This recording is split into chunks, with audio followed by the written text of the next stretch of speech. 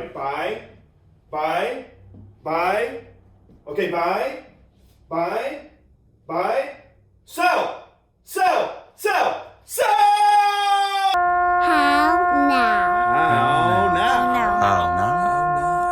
How now? How now? This is how now. How now?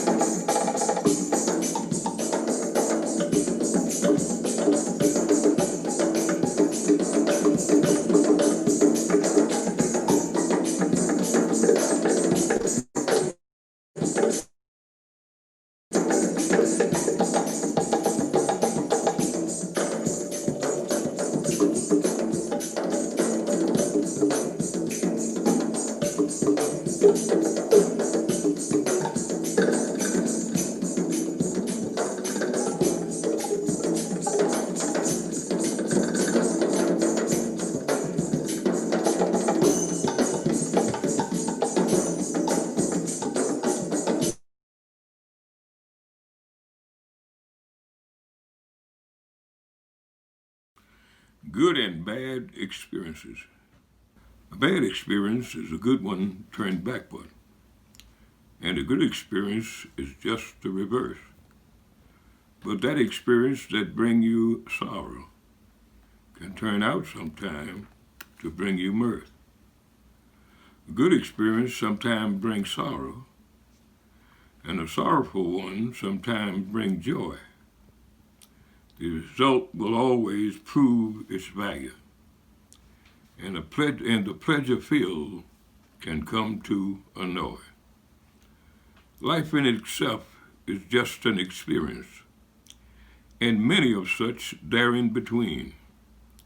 It's you yourself who determines the outcome, who select to react to the wrong extreme. To plan, to ponder, to choose to deal with is so important to determine its kind. And don't just allow some hocus pocus just to dominate and control your mind. Experience, whether selected or not, without a doubt, will surely come. The bad, the good, the trifle, and treasure is subject to come to everyone. So seek the good in each trying experience. Though it be bad, still seek the good. Work hard to make the bad ones good ones. And most time they'll turn out just like they should. They are sent to work out for our good. Yes, our good. And my good and your good, good and bad experiences. Just talk to me a little bit about the process of how you came to be interested not only in contemporary Native American art, but the effort of making a space for that. Really saw a vacuum for Native American contemporary artists. Yeah. So I think Native artists, there isn't a lot of their art represented in the market or sort of in society in general. But the Native art that's out there is more sort of historical looking, like sort of beads and turquoise, which is great. All that stuff's awesome, and that's kind of centered in the Southwest. Yeah. But there are a lot of really awesome contemporary Native artists, and they aren't shown for a variety of reasons. So to answer your question, that's always bothered me, and I've always collected contemporary art, and particularly Native contemporary art, because I'm a member of the Seneca Nation, and I love art. And so I thought, hey, maybe we should address this kind of hole in the market and hole in galleries. So in addition to the businesses we've built, which are great for the nation, we did a couple other projects that were pretty cool that one was when I first got here, we stood up the first, well, not the first, one of the only FM commercial radio stations owned by a Native nation, and that's still going today. Yeah. And when we brought, and then in one of the territories, people call them reservations, in Cattaraugus, which is near Irving, New York, they didn't have high-speed internet, which was a real problem, right? Yeah. But we had a technology company that we built that was owned by the Seneca Nation, and they set up a whole network, and now you have high-speed broadband on that area. So, we were able to do cool stuff like that. That's amazing. Yeah, no, it's great. And so I think that, being able to then move into like artwork and be able to show something like this piece that's right here, but have the understanding of the power of words and being able to, set things up legally that provide, these great opportunities is really quite an achievement, and Yeah, no, thanks. But it's been super fulfilling too. Yeah. So in sort of a twist of irony, our biggest companies in Seneca Holdings do work for the U.S. federal government, and they handle tons of work, and it's sort of this strange irony because the U.S. government originally was wanted to shut down all the Native nations. So it's just it's just funny how things happen. Yeah. It's really incredible to be able to see the amount of intricacy and nuance to be highlighted in like an artistic fashion, like in this gallery. Yeah, no, it's a really good point. So, I think people are super surprised when you say, hey, there's upwards of 570 odd federally recognized tribes or Native nations in the U.S., and they're very diverse, to your point, and they're each sovereign, right? So, I always speak about the Senecas because that's the nation I'm a member of, but it's a sovereign nation, so it has its own legislative branch, its own court system, its own executive branch. It's pretty amazing, actually, when you look at it, and they make their own laws, and et cetera, et cetera.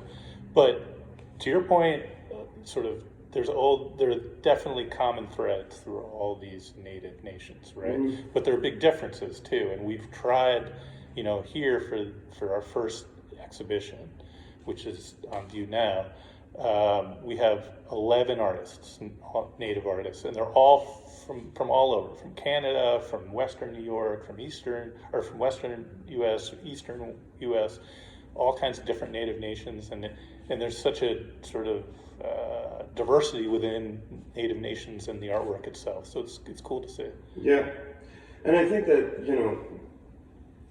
the longevity of a project like this kind of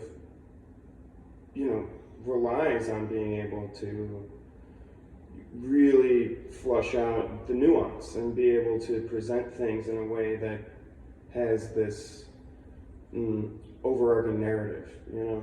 Yeah, for sure. And I think just using the artists and the artwork we have is sort of to tell that story is, there's a lot of commonality amongst these artists and their work, but each work and each artist has a really different story. It's interesting, and when you hear the stories behind the work and what motivated the artist to make these works and what they represent, you'll see sort of that commonality, right? Mm-hmm. Because there's, like you said, there's commonality amongst sort of Native peoples and sort of what their backgrounds and sort of their challenges, but they're also very different. And so and I think when you hear and you see the work, you do get you feel a lot of empathy for those stories and what they sort of the artist and the art represents.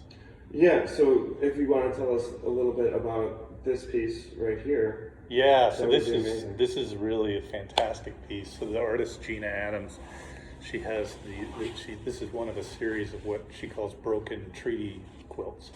So what she does is she gets historic quilts and quilting fabric, and this is all done by hand, all the stitching. And what she does is, for instance, this is the Seneca Treaty with the U.S. government from 1802, and she quilts sort of the verbiage of the treaty onto this quilt in different colors and different quilting styles. So it's really cool. And what this represents is this was an original one of the original treaties between the U.S. government and the Senecas, when the U.S. government was sort of really still in pretty early stages, and it wasn't a big power in the country, and they needed to come to agreement with Indian nations, particularly the more powerful ones like the Senecas. So this treaty is actually still good law, by the way, too. Oh, okay. And it's basically what it says is, hey, we'll in exchange for this, we'll leave you alone. We'll give, we'll respect these lands, etc. And this treaty's been broken every which way. Yeah. And so it's super representative. It's really interesting, and people are always fascinated that this is still good law. All of the Just Buffalo Babel readings, they always take a moment to acknowledge that this is stolen land. Yeah, I mean, historically, this is all Seneca land. So so this treaty, or this sort of piece of work representing the treaty here, I think is really super powerful, and it's an amazing work. And Gina does. We were really lucky to have her to send this to us to be able to show here. Let's talk a little bit about the process of the actual creation of the space. How does this space come to fruition as a passion project? About a year and a half ago, I needed office space for my law firm for our Buffalo office, and I'd always wanted to open up an art gallery for whatever reason. Found this building, and it was perfect for that. Yeah. So got the building and spent probably about a year renovating it completely, and it's been an amazing project. I mean, it's really come out exactly how I wanted it, which was amazing. Yeah.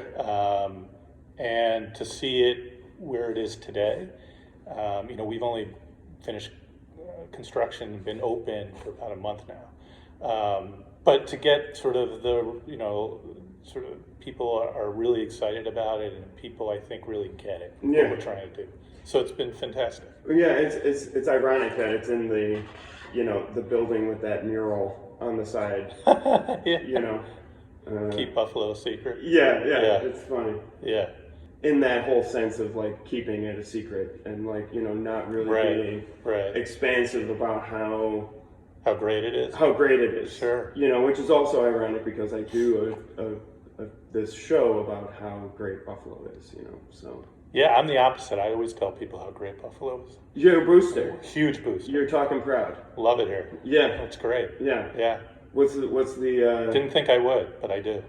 I've been fortunate to live in a lot of places, and this is probably my favorite, just because, and what makes it so great, in my opinion, is I've made some really great friends here, and I couldn't make those kind of close relationships and friendships with other people elsewhere. There's a real community here that I haven't experienced elsewhere, and it's such a manageable city it's manageable in terms of size and in terms of pace, but at the same time it has this super sort of sophisticated element to it, like the architecture and the restaurants, and there's this really sort of forward-thinking portion of the community that's super interesting. So there's the ability to know people and have respect for space, communication, and all of these things. And I think that, and just the hey, how are you? Go Bills. The thing the thing that people that people just do.